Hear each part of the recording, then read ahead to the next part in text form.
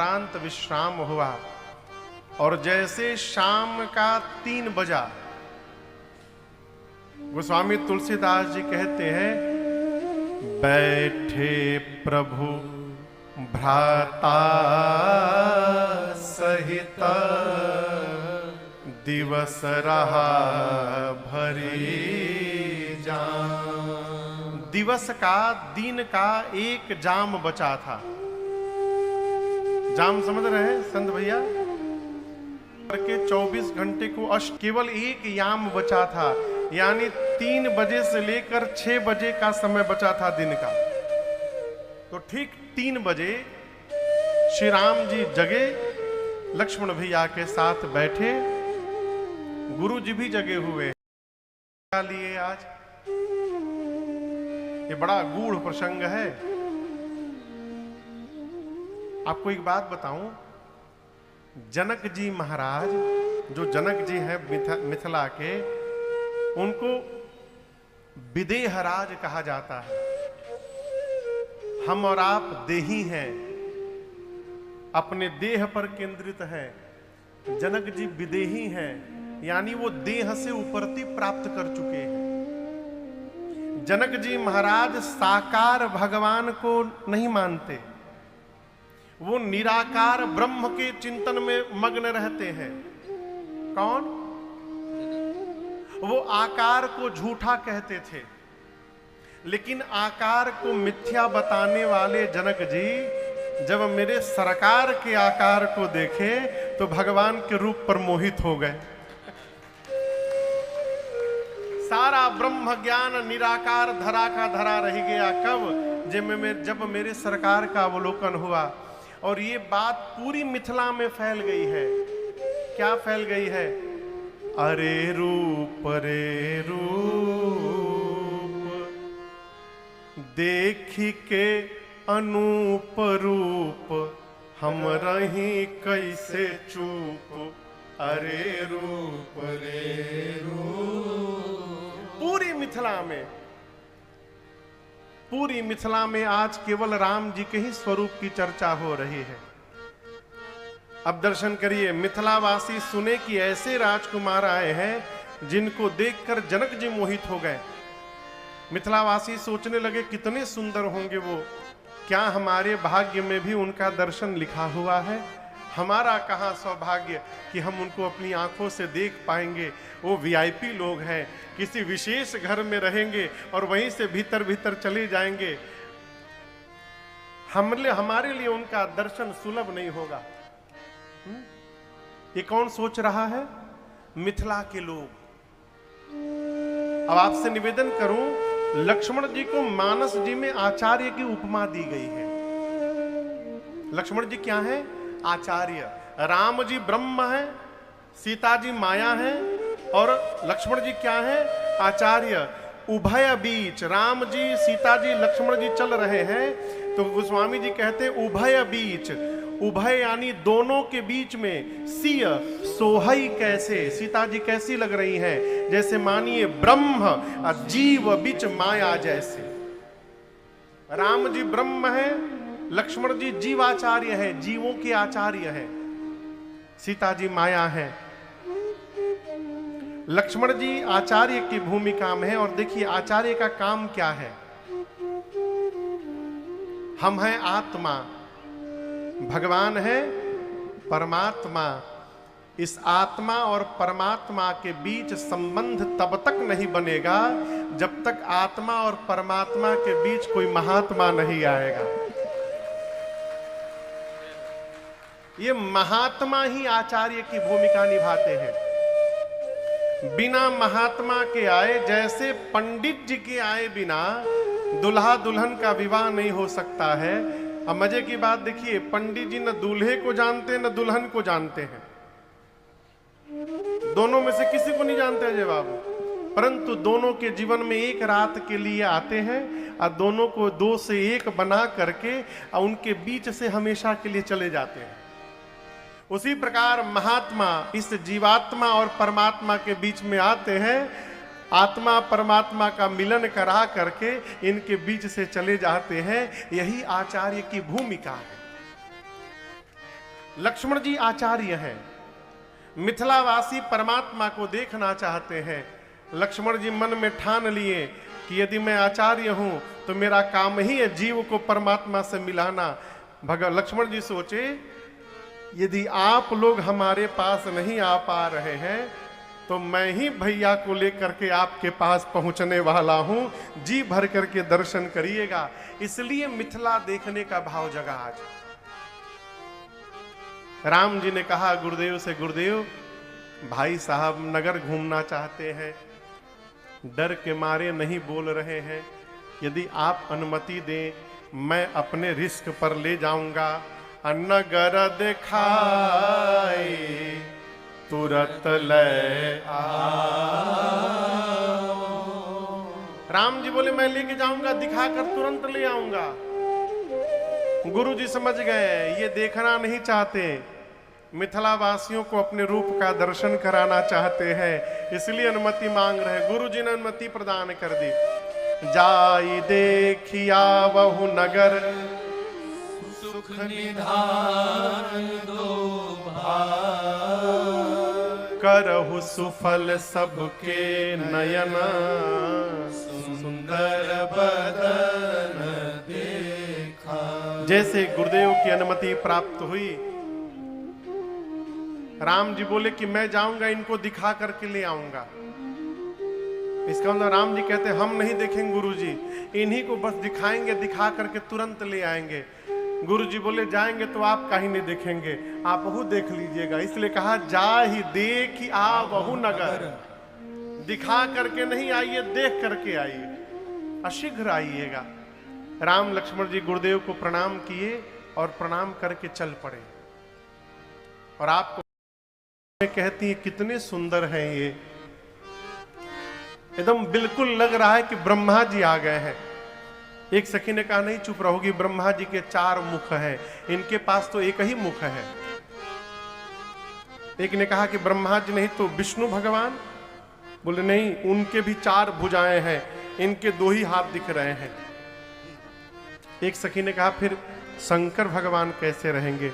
सखियां बोली और कोई नहीं मिला, शंकर भगवान बिकट बेश मुख पंच पुरारी, ये तो इतने सुंदर है, इनके एक एक अंग पर यदि करोड़ों करोड़ों कामदेव को न्यौछावर कर दिया जाए तो कम पड़ेगा, कितने सुंदर दिखाई दे रहे। सखियां मंगल भाव प्रकट करती हैं। देखने में तो ये पीछे वाले गोरे दिखाई पड़ रहे हैं, लेकिन इस सांवले को देख करके ऐसा लग रहा है कि सीता के लिए एकदम उचित दूल्हा यही रहेंगे। अरे देखे में तनिक लागे,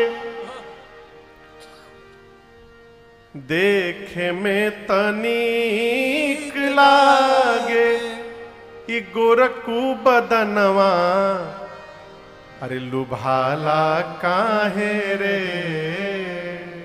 हे संवर के पे मनवा, लुभाला काहे रे हे संवर के पे मनवा। गोस्वामी तुलसीदास सखिया कहती है जोग जान की यह बर अहई, यदि महाराज इनको पहचान जाएंगे तो मेरा मन कहता है अपने प्रण का त्याग करके बरबस विवाह कर देंगे। एक सखी बोली पहचान भी लिए हैं लेकिन महाराज ने प्रण का त्याग नहीं किया है। दूसरी सखी ने कहा चिंता न करो, मैं कहती हूँ जिस ब्रह्मा जी ने सीता जी को बनाया है उन्हीं ब्रह्मा जी ने इस सांवले को भी बनाया होगा, दूल्हा तो ये सांवला ही बनेगा, इसमें कोई लेकिन नहीं है। सखियां मंगल भाव प्रकट करके ऊपर से पुष्प की वर्षा करती हैं भगवान पर। भगवान बच्चों के साथ पूरे धनुष यज्ञशाले का दर्शन करते हैं और दर्शन करके संध्या बेला में गुरु जी के पास गए। संध्या भई, बयारू आरती, भोजन, अब विश्राम। सबसे पहले गुरु जी सोने गए। राम लक्ष्मण जी क्या करने लगे?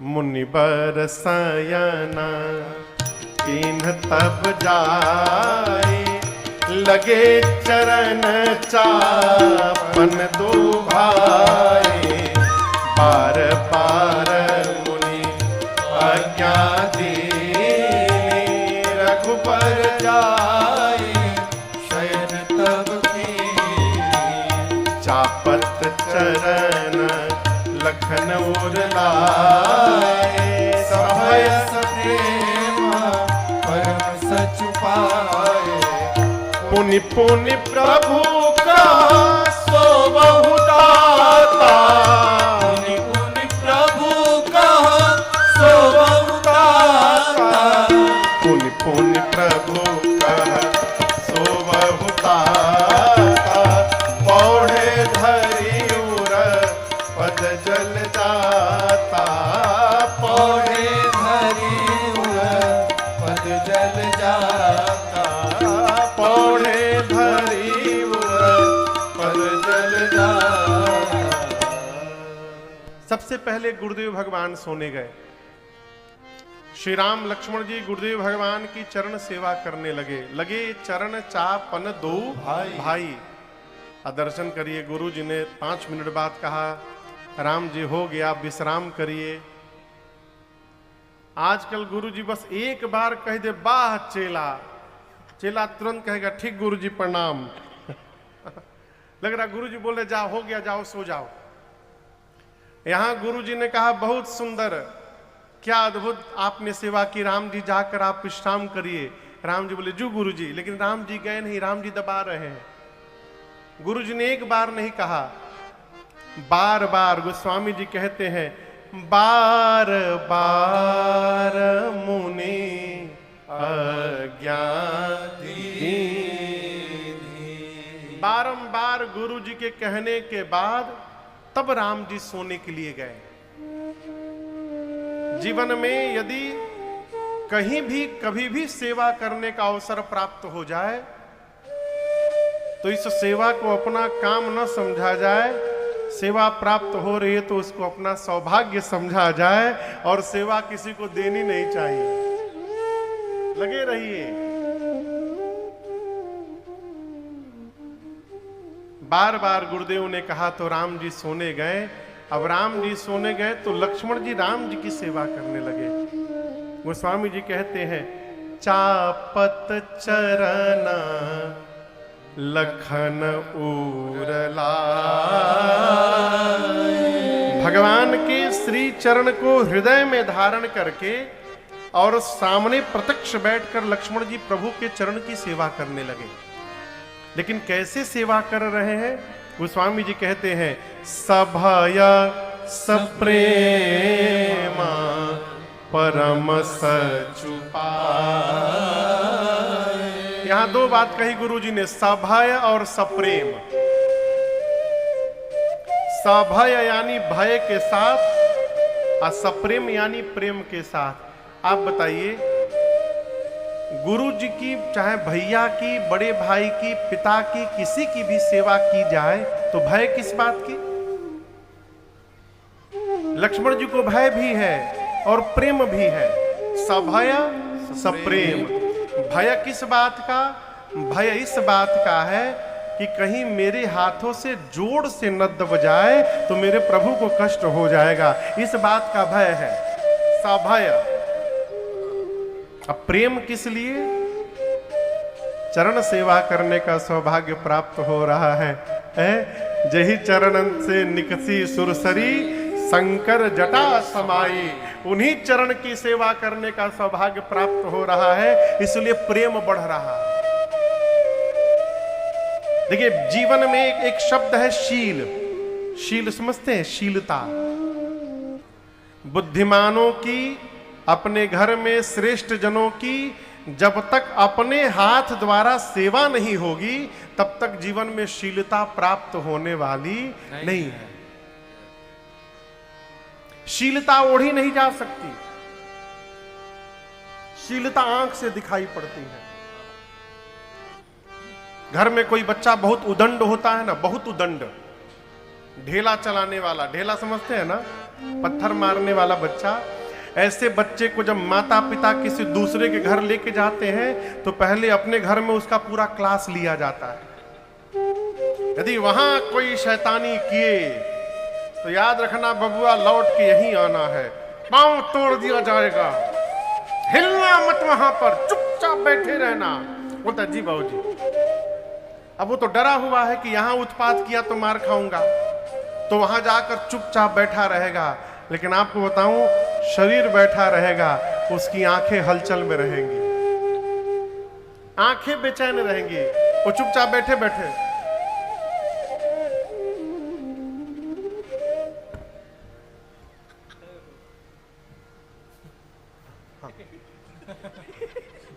हाथ चंचलम पांव चंचलम, उसका शरीर भले शांत हो, उसकी आंखें बेचैन रहेंगी। शीलता आंख से दिखाई पड़ती है, शीलता को बरबस ओढ़ा नहीं जा सकता है। एक बात बोली, बहुत कड़वी बात है, बोले जो आदमी आंख में आंख मिलाकर बात नहीं करे उस पर कभी विश्वास नहीं करना चाहिए। आंख में आंख डालकर जो बात नहीं कर रहा है, आप वार्ता कर रहे हो, आंखें चुरा रहा है। कई लोग हाँ हाँ ठीक ठीक ठीक ठीक, इस प्रकार के व्यक्ति पर कभी विश्वास नहीं करना चाहिए। वो आदमी कभी भी घात कर सकता है। शीलता का संबंध नेत्र से है, और ये शीलता मिलेगी कैसे? शील की मिल बिनु बुध सेवका। घर में जब तक श्रेष्ठ जनों की सेवा नहीं होगी अपने कर द्वारा, तब तक शीलता जीवन में अवतरित होने वाली नहीं है। आप कदापि कितना भी उपाय उद्यम कर लीजिए, इसलिए सेवा करने का अवसर मिले तो उसको सौभाग्य समझा जाए और अपने पर भगवान की कृपा मानी जाए। लक्ष्मण जी भगवान की सेवा करते हैं। राम जी ने भी लक्ष्मण जी को कई बार कहा, पुनि पुनि प्रभु कह सोवहु ताता। लक्ष्मण जी कहीं सोने नहीं गए, राम जी के पांव के पास पौढ़े धरी उर पद जा, पांव दबा रहे थे तो भगवान के चरण को अपने सीने पे रख करके अब वहीं लेट गए। सोते सोते दबाते दबाते लक्ष्मण जी भी चले गए सोने। सबसे पहले कौन सोया? जोर से बोलिए। गुरु जी के बाद कौन सोया? राम जी के बाद कौन सोया?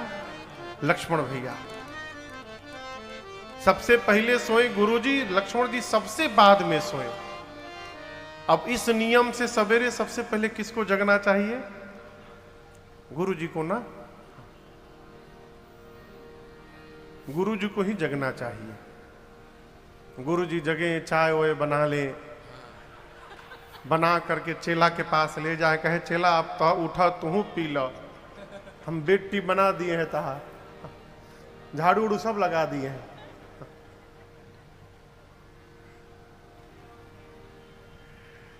लेकिन यहां दर्शन करिए, सबसे पहले कौन जगा?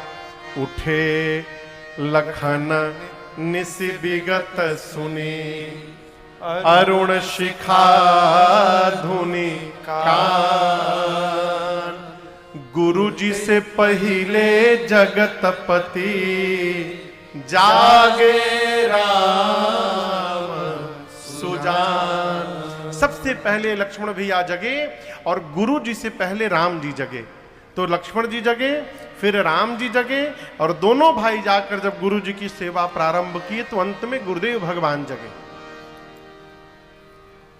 प्रातः टीका में गोस्वामी जी कहते हैं कि राम जी जिस समय गए हैं वो शरद ऋतु थी। कौन सी ऋतु थी? शरद ऋतु। अब बाग के, समझिए ये बाग का मेन गेट है, ये जो गेट है ना पंडाल में, इसके उधर बगीचा है। बाग के मेन गेट के इधर शरद ऋतु है। अब बाग के भीतर कैसा लग रहा है? मानो बसंत ऋतु का आगमन वहां हो गया है। जहां बसंत ऋतु रही लुभाई। बसंत ऋतु का मिलन क्यों, वहां पर आगमन क्यों हो गया है? क्योंकि उसी बाग में आज इसी समय थोड़ी देर बाद प्रभु और मैया का प्रथम मिलन होने वाला है। जब भगवान और भक्ति एक साथ मिल जाते हैं तो वहां सदैव बसंत ही बसंत बना रहता है, वहां पतझड़ नहीं आ सकता। गोस्वामी जी कहते हैं ऐसा लग रहा है बाग में बसंत ऋतु का आगमन हो गया। ठंड के समय में सारे पत्ते गिर जाते हैं। आप जंगल में देखिएगा प्रायः झाड़ दिखाई पड़ता है।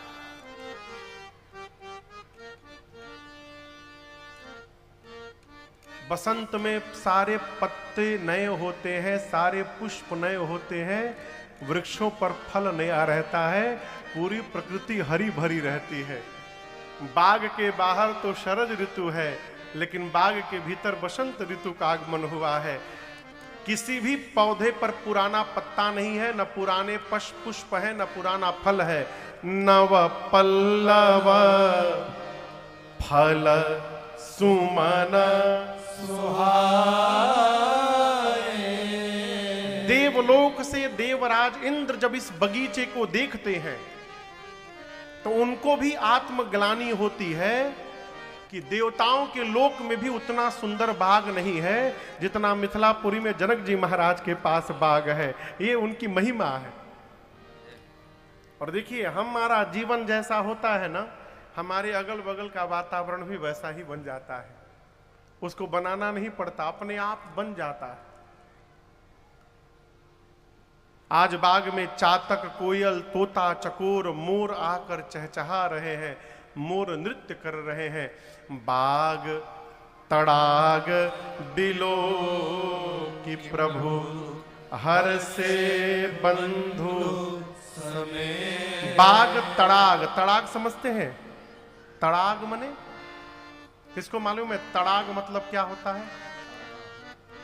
कहिए कहिए कहिए, नंबर नहीं कटेगा, कहिए। तालाब, तड़ाग मतलब तालाब, सरोवर को तड़ाग कहते हैं। हो गए हैं तो ये बच्चों का अपराध नहीं है, ये हमारा अपराध है। क्यों महाराज? हमने बचपन में बच्चों को भगवान से जोड़ा ही नहीं कभी, इसलिए बच्चे भगवान से दूर हो गए हैं। यहां सीता जी को उनकी मां भेज रही हैं, जाइए पार्वती जी की पूजा करके आइए। इसलिए बच्चे जब छोटे रहे ना, तब से धीरे धीरे उनको भगवान से जोड़ते रहिए। सीता मैया आई हैं, आकर सरोवर में स्नान किया है। साथ में 8 सखियां हैं मां की। कितनी सखी हैं? 8। अष्ट सखी 8 स्नान करके पार्वती जी की पूजा करती हैं। कौन करता है? सीता मैया करती हैं। और पूजन करके सीता मैया ने अपने लिए पार्वती जी से सुंदर दूल्हा मांगा है। कहा मां आप सिर से पांव तक मुझे देख लीजिए और मेरे लायक एक सुंदर दूल्हा मुझे प्रदान करिए। 8 सखियों में से एक सखी माई की पूजा छोड़ के बगीचा घूमने चली गई। हर ग्रुप में 1-2 चतुर आदमी होते हैं। आई है पूजा करने, पूजा छोड़ के चली गई बगीचा घूमने। और दर्शन करिए, बगीचा घूमते घूमते उस सखी ने मेरे राम जी को, लक्ष्मण जी को पुष्प दल लेते देख लिया। अब आप बताइए, बिना किसी प्लानिंग के अचानक भगवान दिखाई पड़ जाए, क्या गति होगी जीव को? वो तो देख के ऐसे ही पागल हो जाएगा। सखी बावली हो गई, दौड़ कर आई है मंदिर में जहां सीता जी पूजा कर रही थी। पांव लड़खड़ा रहे हैं, शरीर एक एक रोम पुलकित है, नेत्र से अश्रु बह रहा है, मुख से खिलखिला के हंस रही है, शरीर झूम रहा है पागलों की भांति। सखियां पूछी, अरे अरे अरे तुमने क्या देख लिया ऐसा कि तुम्हारी ये गति हो गई? बोली वो दोनों आ गए हैं। बोली कौन दोनों? अरे जिनकी चर्चा है कल से नगरिया में, जिनकी चर्चा है कल से नगरिया में, वही आए सखी फुलवरिया में, वही आए सखी फुलवरिया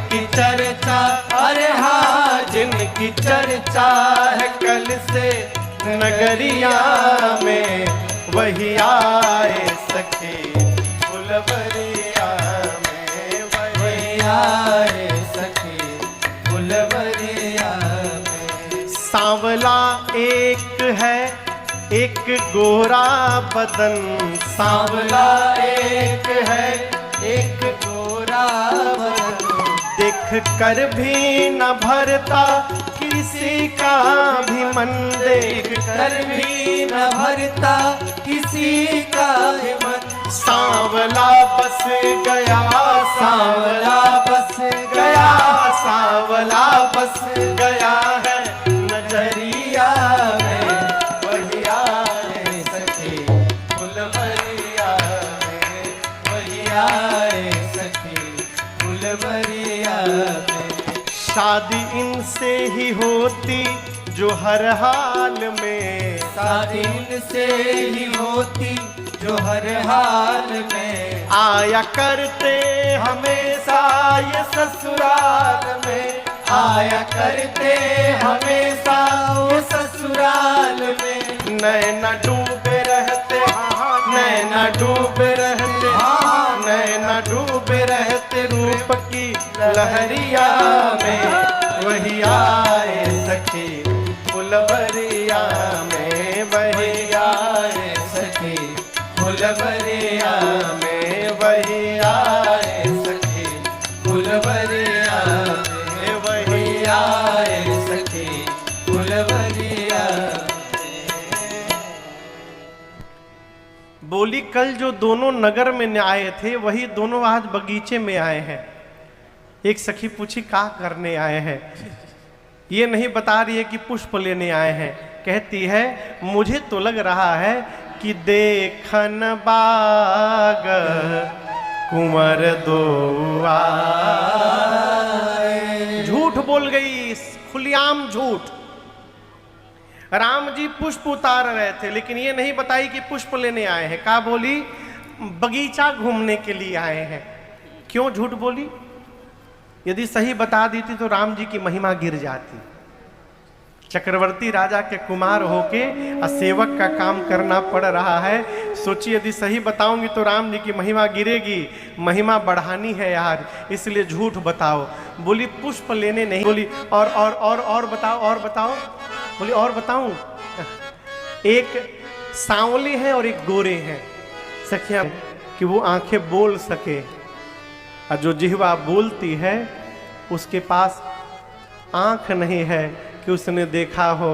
देखा है आंखों ने, अब बताना है जिह्वा को।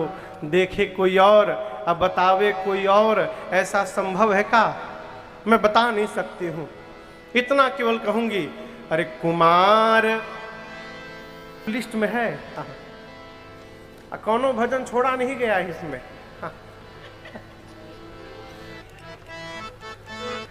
सखी क्या कहती है? देता हूं।